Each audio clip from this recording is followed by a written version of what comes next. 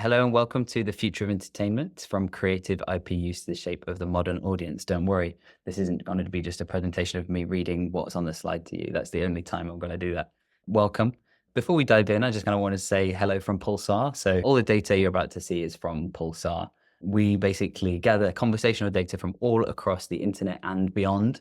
So we've got social sources such as X, Instagram, TikTok, Pinterest, Reddit, many, many more, which we'll get into, and also other sources such as Google search, online news, print news, forums, blogs, podcasts, broadcast data from TV and radio, anywhere.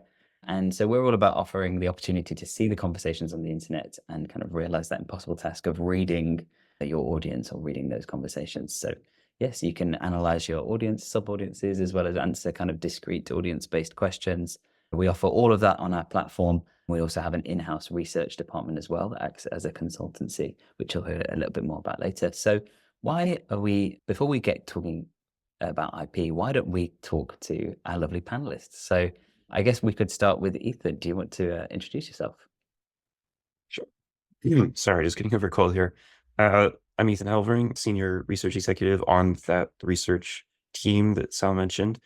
Before coming to Pulsar about 3 years ago, I was actually on the client side working with Pulsar in the entertainment industry in audience research. So it's just been a great opportunity joining the Pulsar team and getting to continue doing that in a lot of different areas, still some entertainment and working with other clients as well.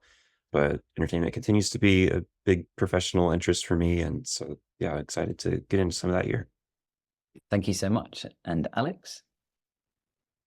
Alex, I head up the content marketing team here at Pulsar. As Sal said, we have so many different insights and data sources we can look at. So we've always taken the perspective that using data storytelling to kind of show what that looks like and show the kind of insights you can get. And in the process, hopefully find out some quite interesting things about the world is, it's the best way of doing marketing for us. So as Ethan says, this is a really interesting topic for us to explore, and excited to share some of these insights with you. Thank you so much, Alex. And I'm Sal Morton. I think it says on my name tag Pulsar. That's though I live and breathe audience data. That's not my name. My name is Sal Morton. And yes, I work with Alex on finding out those wonderful, interesting things about audiences in the world, as well as kind of heading up our webinar program. So if you've come to one of these before, you'll have seen me before, now in kind of a more panel capacity. Very exciting. So let's dive in. Why are we talking about IP? So at Pulsar, we obviously love to speak about how audiences travel, move, and communicate. And the entertainment industry captures that so well. So, of course, we've had the idea and the concept of sequels and spin-offs since the 70s, the 80s, peddled by like Hollywood giants, Steven Spielberg, George Lucas. And in fact, Star Wars, George Lucas's creation, is one of those kind of franchises that lives on in the IP landscape. Would that make it around 50 years old? Maybe I'm not enough of a Star Wars fan to know when the first film came out. But you've got TV series spin-offs on streaming services. We get the wonderful Baby Yoda, and we also get things like Fortnite collaborations, which we'll talk a little bit more about later as well. So yes, the AI general landscape. So this is just some conversational data that I captured from the IP conversation in general. That's intellectual property rather than IP as a shortened form to kind of grab that main bulky conversation. Obviously, you can see it's quite dominated by AI here. So this is kind of worries about how intellectual property will be affected by our AI, people saying AI will be stealing intellectual property, all those things. But if we kind of move away that conversation, we can see that it's very, very dominated by this kind of entertainment industry sphere. We've got collaboration, franchise, sequels and prequels, as well as a little bit of fan fiction as well. I mean, we see that video games is huge in that. So why don't we talk a little bit about music? Alex, you're going to talk about Glass Animals and how that audience kind of travels. Tell us a little bit about that. So as you said, when you look at the IP conversation and the way people think about entertainment now, one thing that becomes really abundantly clear is how permeable the barriers are between all these different mediums and content types. So what we're going to look at here as kind of an introduction before we get on to some of the heavy hitting stuff that Ethan's going to show is what that looks like in the world of music. So taken as our example here as our case study, a band called Glass Animals. So I'd imagine a lot of people on this call probably know who they are. If you don't know who they are, you've almost definitely heard their song. They're really that kind of band. So this song emerges everywhere on different platforms, all over the shop. And that's what we're going to get into now, sort of talking about, well, how did it get to that stage? How did it achieve that earworm status in, the last couple of years, which is a very different process by which a song could become a hit when you look at the more traditional radio and TV back times a few years ago. Can we move on to the next slide, Zach? Here, and what we do throughout this presentation is we use Pulsar to really look at some of these conversations and the mentions taking place across all these different platforms, formats, media, etc. So what we've done here is we've distilled it into 4. We've taken 2 more, for want of a better word, modern platforms in TikTok and Twitch. We've taken 2 more slightly traditional platforms in radio and TV. And what we've done is we've plotted all the mentions of this band, Glass Animals, over the course of the last couple of months, I think it is, which is about the time they released their most recent album. So when we look at this, a few things jump out straight away. One of which is you can't see Twitch. The reason for that is Twitch is obviously a bit of a nascent platform in this respect. So I know they're branching out from being very much that video game streaming platform into all kinds of things like news, entertainment. So for us, it's definitely always worth tracking these guys because you do see a lot of interesting emergent behaviors there. But for the most part, what you're seeing here is radio, TikTok, and TV. So if you go on to the next slide, Sal, what we can do is break down these a little bit more. So this is the same data, you're just seeing it with less distraction, really. And what you have here is the 2 more traditional media types. So that's TV and radio. It's very obvious what you're seeing here. You're seeing a sort of quite low hum, particularly in the case of TV. You're really seeing like 1, 2 mentions a day, and it's suddenly this big spike of interest. And then on radio, you're seeing a much higher, like average base level of conversation, but then the spike is even higher. And this, I think, is what a lot of us would assume you would see when a band releases an album, right? So you have, why would people be talking about this very Gen Z millennial band on TV day to day? They don't. But then do they have a slot on, I think it was Jimmy Fallon, I believe, to promote this album and to do a song? Yes, they do. And that sees a spike because everyone's like, oh, these guys are on Jimmy Fallon. That gets syndicated. So that ends up on TV for this brief window. Radio is obviously a bit more distributed than that. So you have, all the airtime they're getting from releasing these new tracks from the new album. You then have a really big spike when they sort of really go hard on their promo and they sit down to an interview. And then everyone is, again, listening to that. It's a lot of the interview will be, I would imagine, something like 45 minutes. So you're getting a lot of mentions of Glass Animals in that window. If you turn on the radio where you are, you have a non-negligible chance of hearing about it and getting some access to the most recent album. But this is obviously all taking place within that very traditional peak and trough format that you might be used to. If you move on to the next slide, Sal. One thing that jumps out here when we just isolate the TikTok data is that it's a completely different story. So if anything, where we saw the peak beforehand is actually a bit of a low point here. But then the other thing is you don't really get peaks and low points in the TikTok data. You get a little bit of variation from day to day, as you might expect. But generally, you're seeing a much more relatively even spread. Why is this? And that's kind of what we want to look at today and talk about in a little bit more detail in this section. So this kind of reflects broader trends you see across media and across music, such as user-generated content, and we'll get onto that. Also sludge content. I'm not sure if people are super across this phenomenon, but if you've ever seen like a person on the subway on their phone looking at like a Minecraft video, like a Subway Surfer video, and there's like 3 videos taking place at the same time, or there's like a how-to video, that is generally now bracketed as sludge content. Very passive, very sit there and sort of let it wash over your brain. But with all of these, wherever they are, user-generated, fanfic, sludge content, one thing they all have in common is this sort of perception of music as being a bit more of an accessory to some other form of consumption rather than being the end in of itself. There's a really good book that came out quite recently, which I think has been quite popular. It's Kyle Chaker's book, Filter World. And he sort of cited the start point in this kind of ambient, about the ambientalization. I think there's really a verb that fits, probably isn't German. It's probably a German word for what I'm trying to describe. But this general change in music becoming more ambient and becoming this accessory, which he looks back to Brian Eno's album, Music for Airports. That's one of the essential precursors to this. So that album was self-described by Eno as music that was meant to be as ignorable as is interesting. And I think that when we look around us today, we see a huge amount of music that kind of fits into those brackets. And that stands in direct contrast, right, to some of the bigger narratives you see in the music space around people who might be called icons, where their personality is the whole point. Taylor Swift probably jumps out as one of the big examples of last year, but only the other day we saw the Oasis reunion, probably a much bigger deal on this side of the Atlantic. But even so, people were very tied to the identity of the Gallagher brothers, and they're inseparable from the music they put out. Whereas a lot, beyond those few key sort of icons, what else you see is a gradual decontextualization of music as it becomes more ambient, as it becomes its accessory. And that was accelerated, I think, some other studies we did a little bit by lockdown. So we saw over lockdown a huge spike in lo-fi music, which had been growing over time, right? There's a very famous lo-fi, like beats to work and study to channel with the anime girl with a cat on her shoulder, which I think a lot of people have probably popped on in the background to do work to, or there's tons of Spotify playlists that address this need.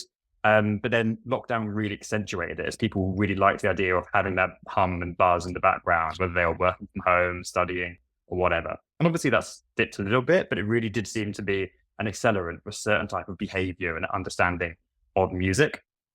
But if you move on to the next slide, Sal, what we can do is start sort of breaking into that big TikTok blog that we're all looking at. Sorry, TikTok blob. The weird phrase to say, pretty weird to hear. But this is what's inside said blob. And this is some of the user-generated content, some of that interesting spiraling off that I sort of alluded to just now. So I think a lot of people have probably seen, or at least familiar with Inside Out 2, the movie. There is a character called Anxiety in that. No spoilers here, but it's quite central to the plot. And a lot of people online have found that one of the tracks from a previous Glass Animals album is the perfect accompaniment to this scene in the film. So they've made a lot of like custom user-generated edits, but then that's also started to spiral out and become a little bit of a shorthand for anxiety more generally, which is really interesting. So at the start, you sort of see these two IPs converging in one space. So it's Glass Animals IP, you've actually got the Inside Out IP. And I did actually check online because it was so interwoven. I thought, surely this must have appeared in the film, but apparently no, it really is just user generated, and it's an idea and a narrative that's really picked up steam online. So therefore, this association has taken root. So if you are a brand or a agency or someone in the media space, you can see this emergent association of this song, which I think is Take a Slice, with this idea of anxiety. And it's not hard to imagine that maybe in 2 months' time, there'll be branded content, there'll be little subculture things. People will probably move on, but it will leave some impact on the way people understand and approach the conversation about things like anxiety online. If you move on to the next one, Sal, thank you. This one is, if anything, almost harder to describe, as is often the case. You go down some of these little funnels online. This is the game Minecraft and how this has become intertwined with the Glass Animals music online. So I did a bit of digging into the data we managed to pull through using the platform. And what emerged was a slightly confusing picture where essentially fans have been shipping. So imagining in a relationship, two of the most prominent creators of Minecraft online. And there's a lot of fan fiction about this on Archive of Our Own. There's a lot of TikToks about this. There's a lot of conversation about this on Reddit. People saying, is this okay? It actually feels a bit strange, or people who are just really into the whole thing, which is pretty much impenetrable, I George, like an older person who's outside these subcultures, and they just see this song is blowing up and they think, well, why? And it is because of this kind of narrative that sort of goes and spirals and takes off. And obviously, popular music and video games interacting is not a new sensation by any means. So I remember I'm of the generation where you would play Skate 2 or like an early FIFA or Pro Evo game. And that's how a lot of people found out music from those kind of home screens and menu screens. But that was very much using those games as a kind of extra channel to get it to the consumer, to the listener who might then go and build a relationship with those artists. Whereas this is something a little bit more like a sandbox. So it's not just the case that this is getting Glass Animals and their songs to like a young Minecraft audience. It's putting it into this space where they're taking it, transforming it, kind of mutating it into something a little bit new, which obviously contains massive possibilities for any given artist. Also a few risks, like some of the conversations here are a little bit strange, and they can see your band or your brand getting associated with some very interesting concepts online. But it's certainly something that I think no record labels or entertainment folks needed to really worry about even a few years ago. And is, as I said, both equal opportunity and risk. But I'll wrap up there because I know that Ethan's got a bunch of interesting stuff to share about what this looks like with video games meeting other types of culture. Thanks so much, Alex. I think it's so interesting, isn't it? The way that this really situates the background of where we're coming at with this IP is that this isn't just there's no just, this is the Lara Croft adaptation anymore. There's a whole cultural world that gets brought in for every piece of media that gets made, and it can get taken in a way that, well, for example, Glass Animals would never ever have thought that they would have kind of an informal collab with the, user Minecraft servers. Like, it's very, very interesting, and also shipping on some Twitch streamers. It's we're kind of showing the web of interconnectivity that we try and decipher here at Pulsar. I also thought it was really interesting thinking of glass animals or some music as ignorable on purpose. It made me think of second screen viewing and people putting on a film or TV show specifically to ignore it. Very, very interesting, and kind of having that as the background. And yes, this brings us in a brilliant segue to our Fortnite and Fallout. It just so happens, by the way, that there's an alliteration in these. We didn't make these on purpose, but Fortnite and Fallout and Borderlands and Barbie are what are coming up, which we thought was quite fun. Alex, you mentioned it's like an anglicized thing, or maybe an English thing, to do the O and then the A sound in a thing. It's quite like a common thing. So I did that without realizing. But yeah, let's move into the video game kind of portion of the webinar. So this is Ethan's research. I'm really excited for you to present this. I just wanted to kind of situate that you're going to see a few of these charts. I just wanted to tell you what they are. So these visualize the sub audiences in a conversation or within a following or whatever kind of group, and their interconnectivity. So this shows the distinct groups and how they behave online with a certain topic, and the lines represent their interconnections. And the bigger the node is, the more connected it is to the rest of its audience members. So really interesting to see here that it's quite disparate in the Fortnite and Gen Z collaboration audience. And Fortnite, by the way, for anyone who doesn't know, is a online only battle royale style video game, very popular, very cartoony, popular with people of all ages, but especially kind of people from Gen Alpha to kind of millennial. Yeah, I think I'll hand over to you, Ethan. Thank you for enduring my kind of explanation of what this chart is. Well, thank you. Yeah, that's great context. And yeah, it flows really well from what Alex is talking about of the current era that we're in, of the audience having so much ability to take IP and remix it and combine it with in ways that might never have been imaginable before. And it's interesting to see a huge entertainment company like Disney. This was something that had been announced earlier in the year and then was kind of unveiled at the D23 fan convention recently. But Disney has made a huge investment in Epic Games, the makers of Fortnite, and it's something that they've been leading up to over the years. Of there's a season of Fortnite where there's a theme, and Disney has taken over a season before. They've done it's gone both ways, where Marvel characters have appeared in the game, and then also Fortnite has appeared in Marvel comic books. So it's been a growing partnership, but it seems like Disney is really placing a very big bet on this as being a cornerstone of its audience strategy. And we're curious to look specifically at Gen Z and wondering how much is this an opportunity for them to engage audiences that aren't already engaged with Disney versus is it just a natural fit where their audience is already there? And it was interesting. So there's some mentions here. There's familiarity from those previous phases of the partnership. But as Sal mentioned, currently, when we looked at the audience collectively, people following either Disney or Fortnite on X, there's not a lot of crossover currently. And so it really does appear like a big opportunity for Disney to grow the brand and all of its sub brands, all Marvel and all of the other Star Wars, as mentioned, all the other franchises within that umbrella through this partnership with Fortnite.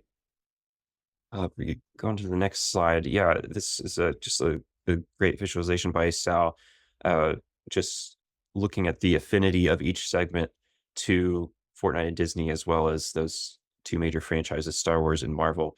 And just kind of bird's eye view, you can see most of the segments are pretty fixated on one or the other. We have the Fortnite gamers and content fans, the esports and Twitch streamers, Fortnite content creators that are pretty focused on Fortnite. And then a lot of the other more pop culture segments are pretty focused around Disney and some of the franchises.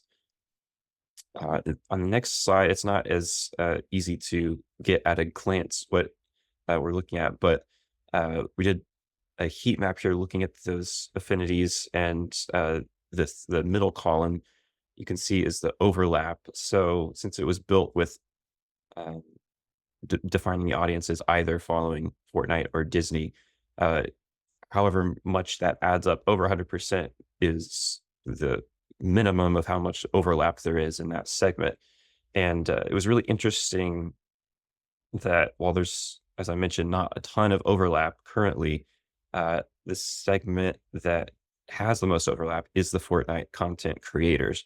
And that also seems to really bode well for Disney here, that the people that are really driving the engine of content around the game are already more involved in Disney and its franchises, and so the rest of the audience is likely to follow along with that as they're leading the way in creating uh, videos and streaming on Twitch and all the other forms of content that are spring up around the game. And just more examples of what Alex was talking about, of the audience kind of becoming its own creative force in the ecosystem of the fandom.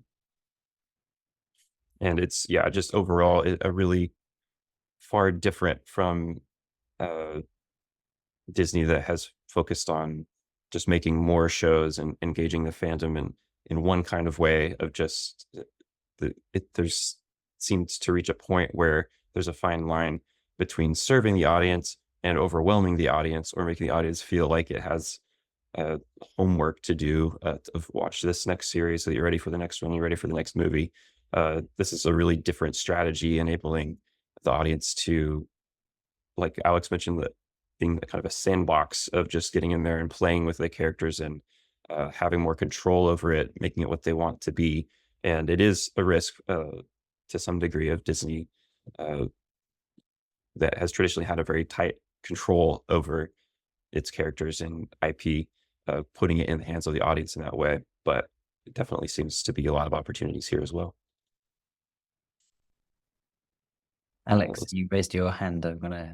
By the way, I love the raise hands feature in Zoom. I think it's amazing. I think everyone should be using it, whether you're in a meeting with just like, even if it's just one colleague, just be putting up your hand whenever you want to speak.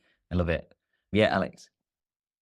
This is so interesting, Ethan. I think the thing I just wanted to like chip in, which you were actually talking a bit towards already, was the idea that all of these audience segments they're different, and they all like signify different parts of the fandom, but they're also so live and dynamic and interactive. So they're not just people who are like different petitioned stable parts of the fandom, but they're actually actively going out and they're making user generated content, and they're being bridges to other people, and they're sharing stuff with their networks. And the idea that some of these are going to be a lot more volatile than others. So some are just going to be ticking over and like, passively consuming your content, whereas others, really go off and do something crazy with it. And I think what you're alluding to is there, and what ties back to the glass animals is sometimes that's good, sometimes it's bad, but it always keeps things so interesting and flowing, really.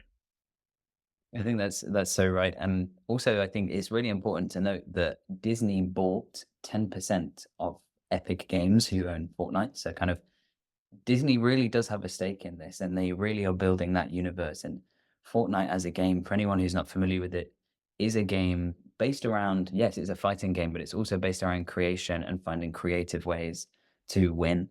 And I think that the voice chat feature of Fortnite is utilized much more than in other battle royale or team-based games that exist online. And so it's really interesting to think of every user, not just obviously this Fortnite content creator, with the big overlap there as the kind of key. Like Disney would be so happy to see this, because they'd be like, yes, our 10% investment really paid off, because there's a subsection of people who are really going to push Disney. But also to think of every member of the audience as someone who has a stake in creating that narrative is really interesting.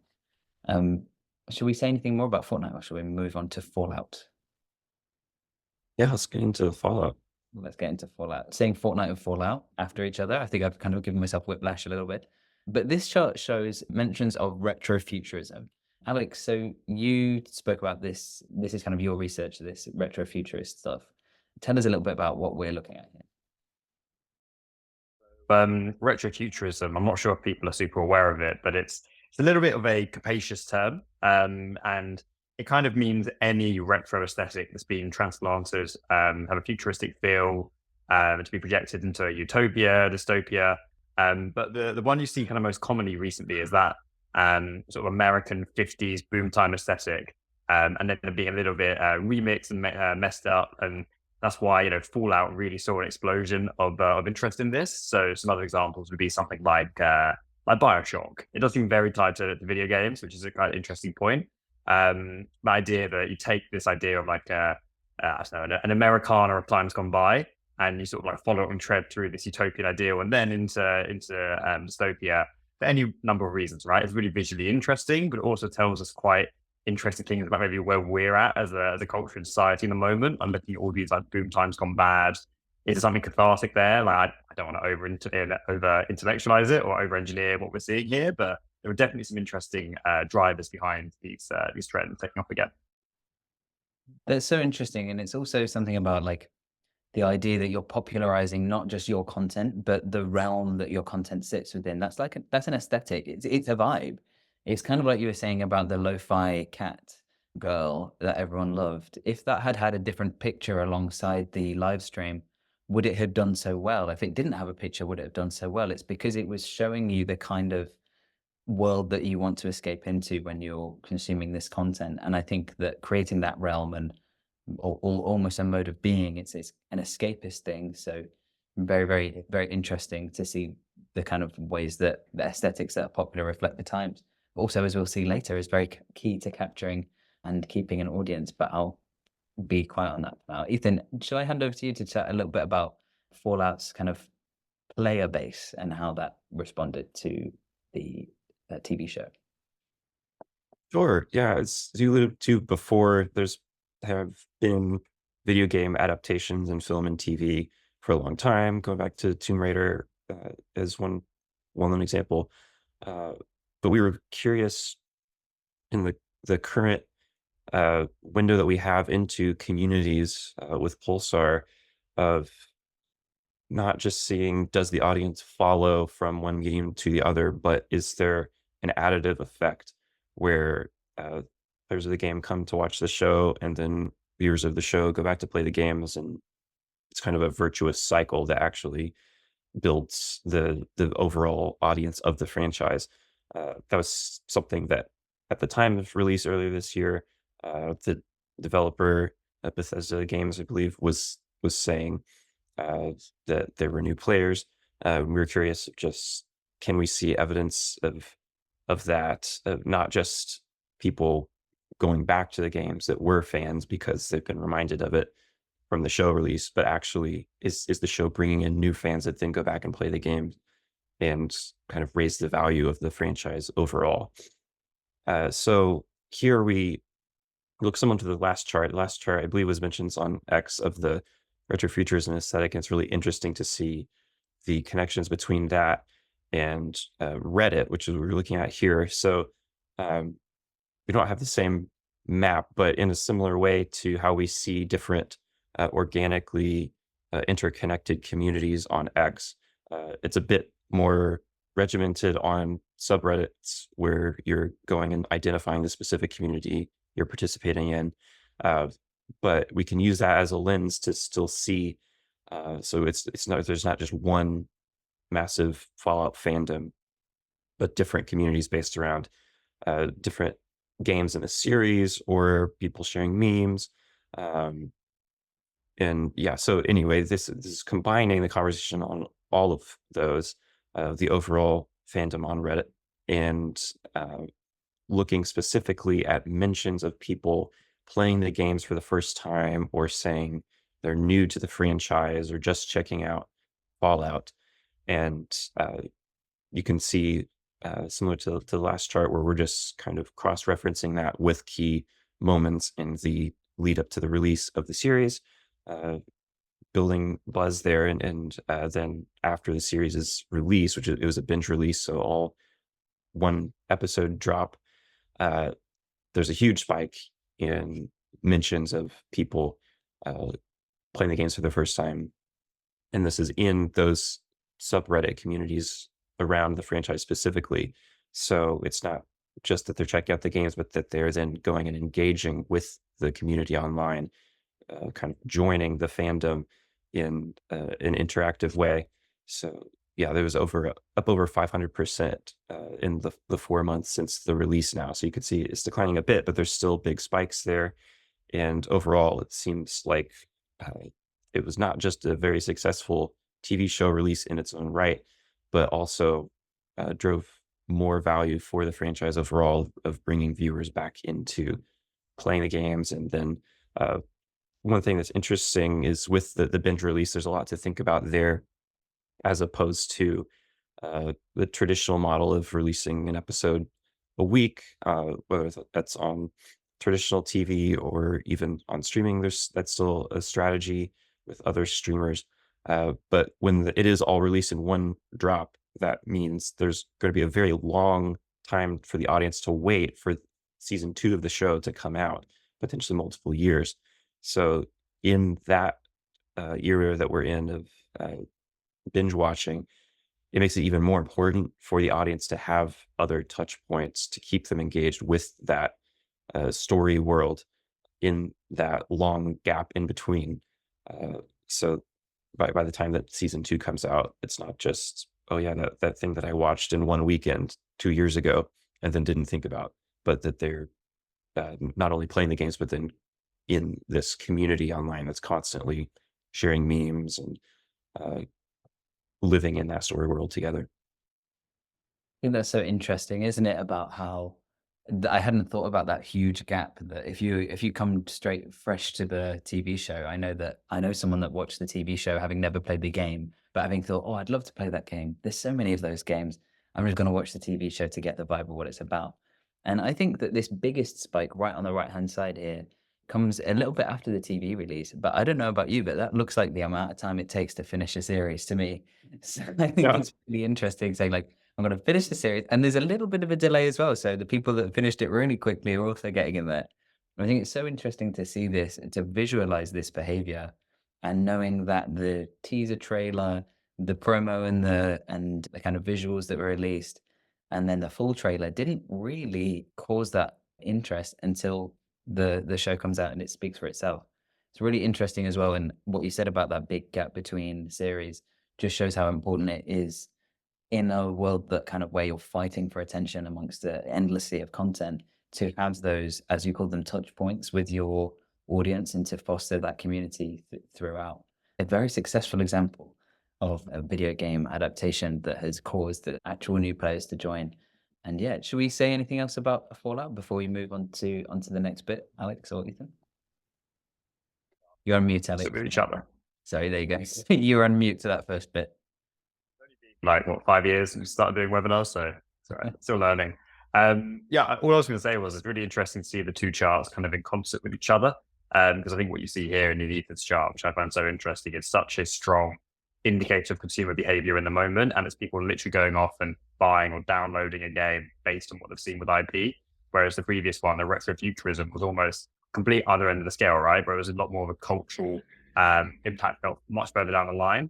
And at some point, that's probably going to become completely detached and fall out and land on a different IP or a different brand. But yeah, it just goes to show when you do something like this, you're putting out a lot of effects into the world and it all ripple off in very different directions.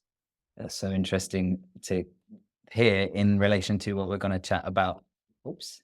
We're going to chat about next. Sorry. This is where you show us how you piece together the charts. Like you said, Alex, how long has it been since we've been doing webinars? And still, there we go. It's because I linked this chart to the place where we made the chart. So very, very organized. And so I'm very sorry about that little interlude. So we've gone from a very successful TV adaptation to what people are calling the biggest flop of 2024, Borderlands.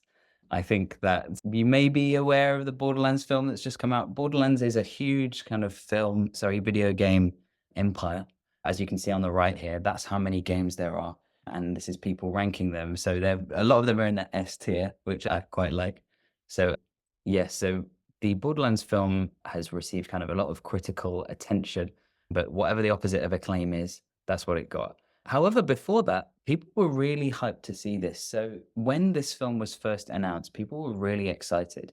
People were making, as you can see in the bottom right here, comparisons of the first initial visuals that came out. So this is a star-studded cast. I'm talking Kate Blanchett, Jamie Lee Curtis, Kevin Hart, some other people. It's a crazy big cast list, and people were really, really excited for something that's got such a visual, kind of that retrofuturism, kind of a lot of that Americana sci-fi vibe. And then let's have a look at how that's evolved. So here we've got the audience. So let's have a look at just in this the July August period. So just around when that main hype was happening. So I want to this is another one of those audience charts that we showed you before. However, look at the interconnectivity here. It is massively interconnected compared to that Fortnite Disney one. It has young LGBTQ artists talking to gaming influencers. It has nerdy film fans talking to conservative gamers, talking to traditional film and TV buffs. So you can see this kind of movement there. There's only one isolated community, and that's the Thai fan base here. And that may just be a linguistic kind of isolation as well. But what when Alex and I were looking at this, Alex, you described this audience as something that I love this. You called them the actually people. So these are the people. So if you look at the trad film and TV buffs, gaming influencers, multimedia fans, and nerdy film fans, these are the people that are already going to have a critical eye on whatever it is you're creating. And if this is the people that you're bringing in to that conversation, it's very different to a Disney and Fortnite and kind of audience where you've got a very generic view of people. You've kind of got general pop culture and interests. So these are moderately well connected, have affinity to the different forms that Borderlands now takes, which is gaming and film, and also very interesting to see, probably not necessarily related to the topic of IP, but conservative gamers and gaming influencers not really having much connectivity to each other at all. So it's really interesting to see the two gaming communities within here being really kind of separate and distinct from each other. Then the trailer came out. Now, I'm not going to read these out to you, but some keywords that are coming out: abysmal, bad, it looks bad, and I'm sad. This in blue on the left, we have before the release, and on the right, so I think maybe there was a lot of hope that the film would maybe win people over. Well, on the right is what we have here. Sorry, I should probably have blanked out these swear words, but a lot of people really, really not loving it at all. Probably the worst movie ever made here, which is maybe one of the most damning reviews that something could get. But yeah, someone cannot express how much they hated it. So it's very interesting to see the absolute mammoth size of this flop. So what happened? So this is what we've been trying to feel out and trying to see. So obviously Borderlands has a incredible aesthetic, an incredible kind of look to it that is very cartoony and oversaturated, and the outlines are very bright on everything. Everything really stands out. It also has quite a dark sense of humor that doesn't take any nonsense. It absolutely takes things at face value and says what it sees on the tin. It's got that kind of no nonsense approach in the dialogue, in the attitude, in the in-game jokes, in the kind of, even in the little dialogue snippets that characters say whilst they're shooting or attacking. You can hear these really kind of sarky, kind of funny, humorous content in there. And did the movie capture that? Can a movie capture that when something is so anarchistic in its kind of vibe? Can a very polished, top tier Hollywood listing capture that? Did they find the wrong channel for this? Would Borderlands have been had more success as a TV series as Fallout managed to do? Because Fallout also has all of those kind of sarky commentary on kind of present politics. Let's have a look back at this chart. So we saw a lot of negativity, as we've seen in the past couple of slides, come out with the film's release. So here I thought I'd include not just stuff from users, but this is from people that are reviewing it, industry professionals. So obviously we've got IGN here. Anyone not familiar with IGN? Very big gaming news and reviewing website. Maybe the biggest. You may have heard of GameSpot, similar to that. So this is kind of a tutorial on how to not make a video game movie, which is, again, a really damning review. And then being mentioned out into more general media. So this isn't an entertainment-specific radio show. This is National Radio New Zealand, which just kind of shows the global scale of this, the kind of impact of this film. And even the presenter on this early morning breakfast show is saying they all hate it. Well, let's have a look then what the makers of Borderlands video game did about this. So at Gamescom, which is like a huge, they announced Borderlands 4, which is the next mainline video game. So you may remember all of those tiers of video games. Well, there are 3 main ones and a bazillion spin-offs, but number 4 is what people are talking about. And number 4 would have got a lot of buzz anyway, and a lot of people thinking this is potentially why they made the film, because Borderlands 2 had such critical success. Borderlands 1, great. Borderlands 2, even more critical success. I can see some questions rolling in. If you have any questions, we're going to get to them right after this section. So please pop them in. And then Borderlands 3 came out to a kind of more deflated attitude. It didn't live up to that critical hype that it had before. So Borderlands 4, obviously they want to be pushing it. Maybe they thought the film would hype it. But nevertheless, despite the kind of universal flop of the film, we had the announcement at Gamescom. Let's see what people said about that. This was received positively. The negative reception of the film actually made the Borderlands 4 announcement kind of land with, you can see on the chart, even bigger, marginally bigger, but bigger a splash than the Hollywood blockbuster film. So maybe it's one of those kind of old age, no press is bad press. And someone saying here, you know, made us forget about the Borderlands movie by immediately revealing a new game. We've got a funny kind of gif here of someone slam dunking with or fireworks going off around, kind of saying it looks better by comparison.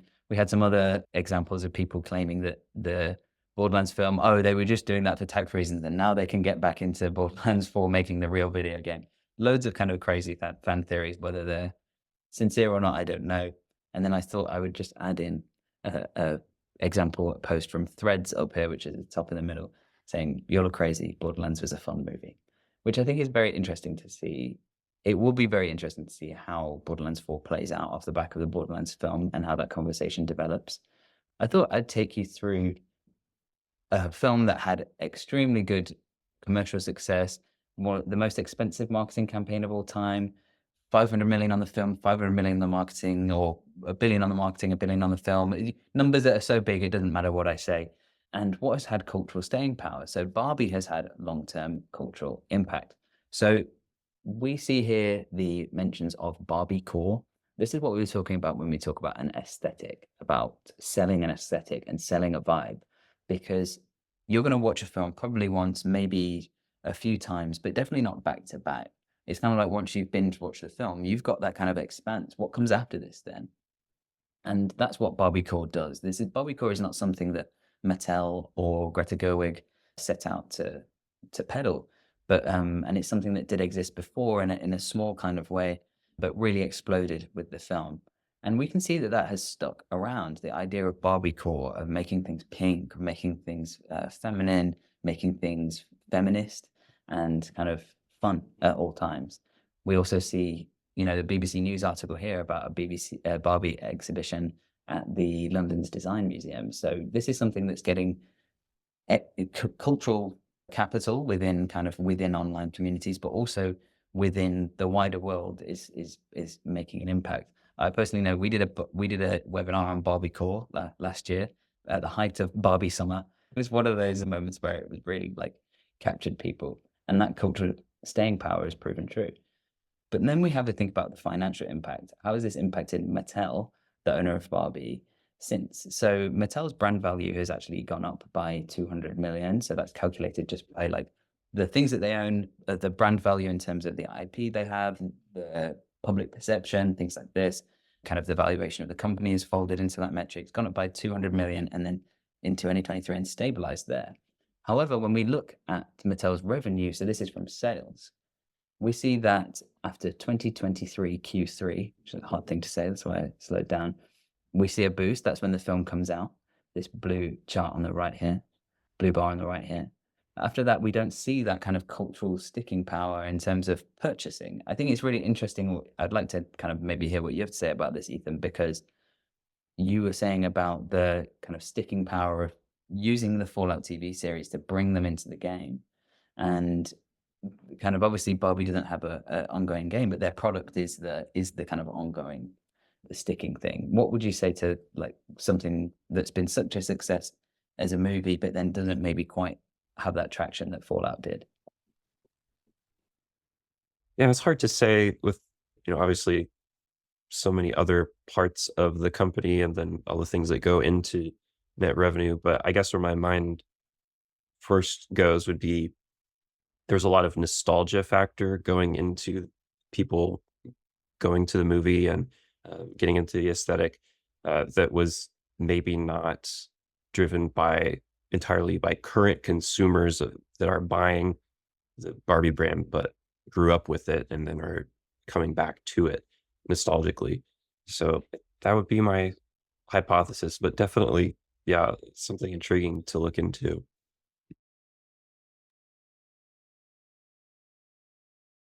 Agree with that, Ethan. I think the other thing is just to emphasize that idea of like purchase moments, right? Which I think Sal was alluding to, where you might be someone who was always going to buy a mass out product, whether that's a Barbie or something else to your kid, and the Barbie film coming out maybe didn't get you to buy something that you wouldn't have otherwise bought, but it did get you to bring back, say, Christmas Q4 purchase a little earlier into Q3.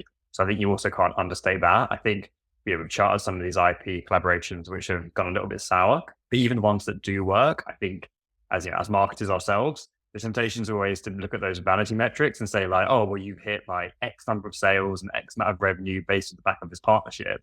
But sometimes it's then about looking another 3 months, 6 months, 9 months in the future and saying, have we actually generated completely fresh sales and engagement that wouldn't have happened, or have we simply brought it forward from the holidays or the moments when it would have happened anyway? And therefore, are we slightly cannibalizing ourselves? And therefore, do we need to maybe give ourselves a few less pats on the back and just stop nibbling at our own margins?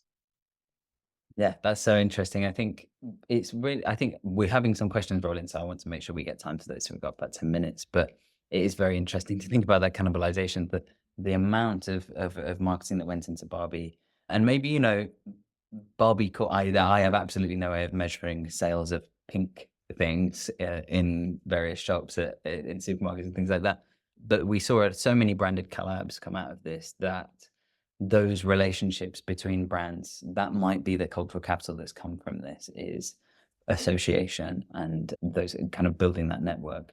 Let's stop sharing. We've got a kind of not a question, more of a comment from Harry, who said it's clear that media companies are kind of seeking a return on their investments in IP franchises by developing this cross-media content, campaigns that reach and resonate with global but also local fan bases. And Harry says that some might argue that the challenge will be to not squeeze their IP too hard and that kind of oversupply the market, and uses Netflix's casual mobile gaming versions of their shows. I think there's a Bridgerton mobile game. I might be wrong. There's definitely some kind of Downton Abbey, definitely some kind of inappropriate vibe of Netflix mobile game. Yeah, what would you say to that about over squeezing IP? I think obviously you mentioned Netflix. I think Disney, who Ethan's already mentioned, are almost like the archetypes for maybe being in that situation right now, right? They've obviously bought Star Wars, Marvel IP. I think there's an enormous amount of backlash amongst Star Wars fandoms that they're maybe putting out a much higher, higher quantity of work that seems suboptimal. I think it's going to be something that's encountered across the board. Weirdly, the one thing that seems really unsqueezable is obviously it's a slight tangential conversation, but it's things like sport and live sport. So I guess that's, when you're a media company, you're thinking, well, do I invest in, say, TV rights for a sports league, or do I invest in a piece of IP? Obviously, IP gives you a lot of possibility and where you can take it and where you can spin it out. But you do see this fatigue after 6 months, a year, 2 years of running stuff at this frequency. Whereas things like, football here in the UK, I know, Ethan, you're a massive baseball fan out in the States, like people's appetite for all this stuff is pretty inexhaustible. So it's quite interesting to see how brands almost balance their portfolio in that way, to use like an investment terminology. Like you want some things you can just take and build these great castles out of an IP, then you want some things you can just rinse, which would be the sports channels. Ethan, from your background in that kind of audience insights in entertainment, is it something that kind of this fatigue of splitting and splintering IP, is this something that audiences are being vocal about? Is it something that the industry is aware about enough, do you think? I think it's just interesting to compare, like you have the one perspective as the studio or marketing team that's overseeing a franchise. I think it's just very different from the audience perspective. Like I'm sure there's a large swath of the Netflix audience that has no idea that they do mobile games, and I don't, maybe they're not concerned about like why is all of this Bridgerton I watched the show, why is there a game and why is there all this stuff going on? I think but then you have the core fans, and they if they can't get enough of the franchise, uh, I think it's smart just to offer people more if they want more. I think the difficulty that we were alluding to is when you're assuming that every fan of something is at the same level and is going to want to engage in all of these different ways, and making that like almost a requirement, like with Star Wars or Marvel releasing so many series and then tying those back into the movies, and assuming that everyone who's a Star Wars fan or a Marvel fan is going to want to watch all of those. Uh, I think like we were looking at the sub communities in the audience. Uh, you have people that engage in different ways, and there's some people who are casual fans and they want to show up for the big movie every once in a while because everyone's talking about it, but they're not really interested in spending 20 hours on their couch going through all of these spin-offs and series and everything. So I think, yeah, it's important to balance the serving those super fans and giving them enough without also demanding too much of the broader audience, the casual fans, and then turning them off. I think it's so interesting because if you think about it, about what you're saying about if they want more, give them more, but then not to kind of make it a chore. I think I was Alex, you called it homework. And I think if you think about maybe one of the most successful, well, I wouldn't even call it a franchise because it's not done that, but one of the most successful worlds being Doctor Who. It is, you know, obviously as with sci-fi, it really, when it captures an audience, it captures an audience. That has a spin-off in many ways, but one of which is endless books, novels, and audiobook with the original actors and on the audiobooks. And very interesting to think of that because a lot of the biggest, most deepest fans of Doctor Who are really into the lore, who will listen to all of them, will still not count them as canon. So they're more like a kind of like official fan fiction in a way. And maybe that's the Bridgerton app. It's like official fan fiction. This isn't a part of it. This is like a taking the aesthetic and taking the world and saying, oh, in a, you know, what would happen if we put it here instead. So very interesting. Conscious that in the next 5 minutes, want to answer a few more questions. So we've got, how much should brands dig into trends and memes that originate from other brands or mainly associated with other brands? That's a really interesting one. You like? I can actually, which I might tie the two together if that's all right. Which was I talked a little earlier about sludge content, the kind of content where you have, you know, like a Subway Surfer or Minecraft video, and then like an interview at the top, and just like texture videos. And I think this all relates to the same question, which is, should you as a brand, should you hop on what other brands are doing still current, and likewise, should you hop on these trends that might feel a bit weird yet still current? And I think the answer for both is, does it feel right for your brand? So, you know, here in the UK, we have Audi, for instance, who are the supermarket, who do sort of like cheeky sideways glances at the other supermarkets because they're like, you know, we're a little bit cheaper, but we do basically the versions of food you would expect from other places. We do that at better value. And in a similar way, if you were like a youth-orientated fashion brand, maybe it would make sense for you to do a post that was, you know, co-opting or taking the piss really out of something from Nike or from a designer brand. Or you could do something where you overlaid sludge content in a way that felt quite edgy and engaging. I think, you know, there's been a huge amount recently with all the election content on recently about different political parties in both the UK and the US, like co-opting these different trends. And it's very easy to see how if you were, say, the Democrats gearing up, trying to use all that Kamala brat love, you could say take some sludge content and you could play a few images concurrently in a way that felt very relevant for your Gen Z audience, who ultimately are still able to go out and vote, right? But they're also very plugged into these trends.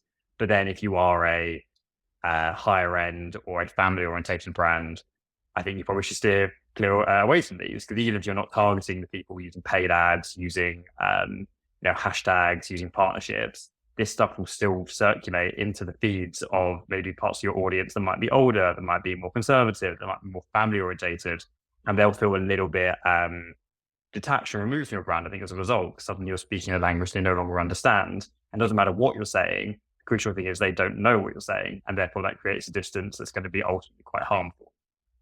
So it covered quite a lot of space in quite a short time there, but I hope that made sense. No, it makes so much sense. And I think it's good to take those. There were two questions, one about sludge and one about brands talking to each other. I think it's really interesting to see that cross-pollination. We're coming up to the end of the hour now. And if anyone has any more questions, please feel free to pop them in the chat box now or forever hold your peace. No, I'm joking. Or email them. You can email me specifically at sal.morton@pulsarplatform.com, or you can get in touch by looking at the email that was mentioned, marketing@pulsarplatform.com, in the Zoom email that you were sent. So if you're watching this on recording, you can also ask some questions and we'll get back to you individually.